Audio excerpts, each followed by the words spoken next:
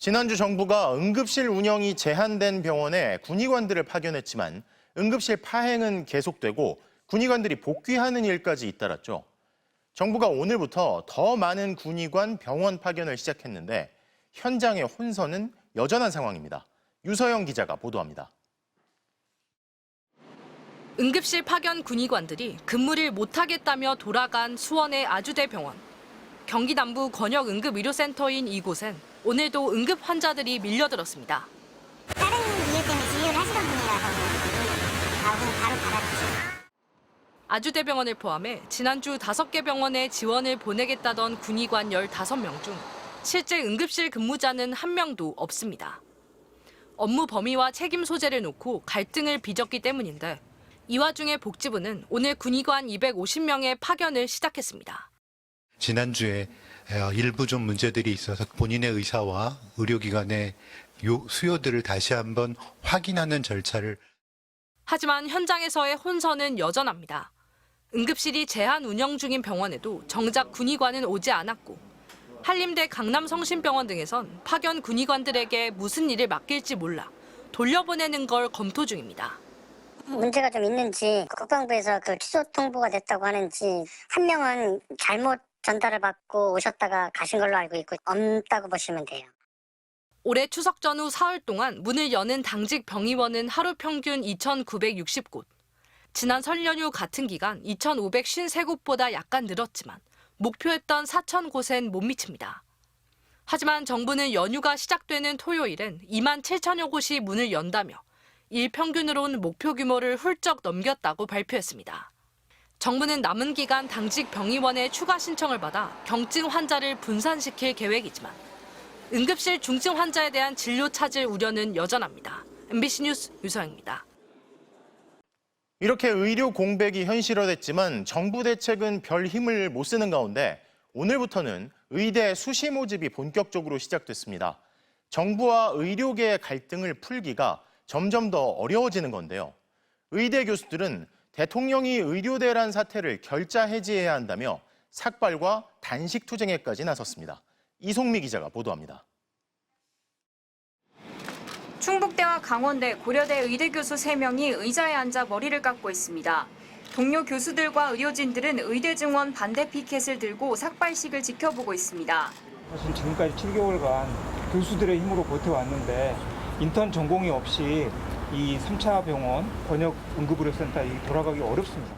교수들은 전공의를 수련하는 당사자로서 지난 2월부터 의대생 증원 취소를 한결같이 요구했지만 정부의 일방적인 정책으로 의료 위기에 직면했다고 주장했습니다. 교수들은 학생들을 가르치는 강의실에서 13일 오전까지 단식 투쟁에도 들어갔습니다. 전공의와 학생들의 요구의 첫 번째 조건이자 최소한의 요건인 2025년 정원을 취소해야만 합니다. 오늘부터 본격적인 의대 수시 모집이 시작됐지만 일단 올해 의대 정원부터 백지화해야 한다는 겁니다. 의대 교수들도 내년도 의대 정원을 원점 재검토하라는 입장을 유지하고 있습니다. 올해와 내년을 지나 2년 뒤인 2027년부터 과학적인 추계를 거쳐 의대 증원을 늘릴 것인지 말 것인지 다시 논해보자는 게 의대 교수들의 주장입니다.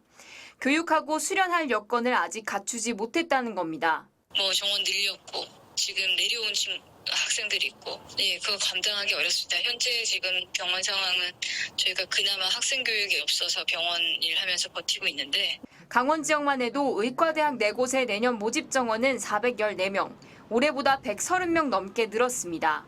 의대 수시 모집 전형이 시작된 첫날부터 의대 교수들의 반발이 커지고 있습니다. MBC 뉴스 이송미입니다. 이런 가운데 정치권에서는 의료계를 설득하자며 여야가 처음 모여 회의를 시작했습니다. 하지만 의료계와 대화하자는 것 말고는 우선순위부터 엇갈리는데요. 게다가 대통령실은 의료계가 먼저 과학적인 근거를 제시해야 하고 책임자 경질은 없다는 입장을 고수하고 있어 대화는 시작조차 쉽지 않아 보입니다. 손하늘 기자입니다. 여야 의정협의체 함께 참여해야 할 4개의 주체 가운데 여당과 야당 일단 둘이 만났습니다.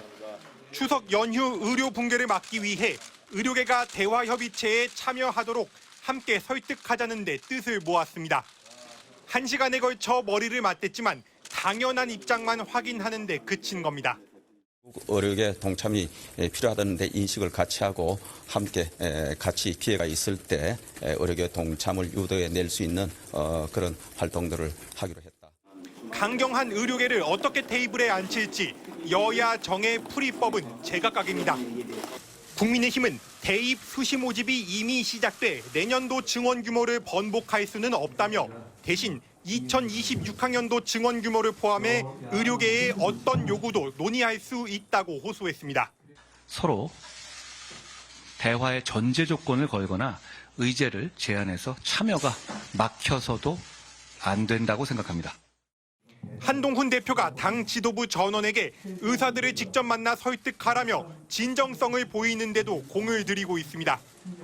반면 야당인 민주당은 대통령실과 정부의 진심 어린 태도 변화가 먼저라고 지적합니다. 특히 보건복지부 장 차관 등 책임자 경질과 윤석열 대통령의 사과가 의료계를 달래 첫걸음이라며 결단을 촉구했습니다. 강공으로 문제를 해결할 가능성은 거의 없어졌습니다. 더 이상 치킨 게임으로 국민 생명을 위태롭게 하는 그런 일은 여당 내부에서도 박민수 2차관의 경질을 요구하는 목소리가 나오지만 대통령실 입장은 완강합니다. 기본 입장은 여당과 비슷하지만 의료계가 과학적 근거를 제시해야 한다. 장 차관 경질은 없다면서 대화의 조건을 걸고 있는 겁니다. 대통령실은 여야 의정협의체의 주체는 여당이라며 역할을 해달라고 주문했습니다. 하지만 여야가 아무리 대화하려 해도 대통령실과 의료계의 입장이 그대로라면 추석 전 대화 시작조차 쉽지 않아 보입니다. MBC 뉴스 손하늘입니다. 네, 이 문제 취재하는 공윤선 기자 나와 있습니다. 공 기자. 네. 자, 추석 연휴 앞두고 응급실 문제가 터지니까 발등에 불이 떨어진 것처럼 정치권이 얘기를 하기 시작했는데 사실 정작 의료계를 대화에 참여시키지 못하는 이유가 있죠. 네, 정부는 이미 2025학년도 의대 정원을 1,500명가량 늘리겠다고 발표했죠. 그런데 의료계는 당장 이 증원분을 취소하고 2년 뒤인 27년도 정원부터 재논의하자고 맞서고 있습니다. 가장 큰 이유는요. 의대 교육이 정상적으로 이루어질 수 없다는 겁니다. 아직 수업에 복귀하지 않고 있는 의예과 1학년들이 3,000여 명에다가 내년도 추가로 4,500여 명이 들어오면 시설도 교수도 턱없이 부족하다는 얘기입니다. 게다가 내년 신입생들마저 선배들을 따라 휴학에 동참하면 그땐 또 어떻게 할 거냐 이런 걱정도 들립니다. 무엇보다 전공의들을 돌아오게 하려면 증원 철회 말고는 해법이 없다. 이런 의료계 내 현실론도 여전합니다. 그런데 당장 오늘부터 대입 수시 접수가 시작이 됐잖아요. 이것 때문에 준비하는 학생들, 학부모들 또 뭐 중간에 학교 쉬고 또 준비하는 분들도 있을 거고요. 그런데 증원 철회, 조정 가능한 건가요? 네, 내년도 의대 정원의 70% 가까이 되는 수시 모집의 원서 접수가 오늘부터 시작됐습니다. 따라서 내년도 증원 철회를 방침을 못 건드린다. 이게 바로 대통령실과 정부의 확고한 입장인데요. 의료계는 지금이라도 대입 기본 전형, 기본 사항 등을 바꾸면 불가능한 게 아니라고 합니다. 하지만 이 경우 천재지변 같은 외외적인 사유가 있어야 하는데요.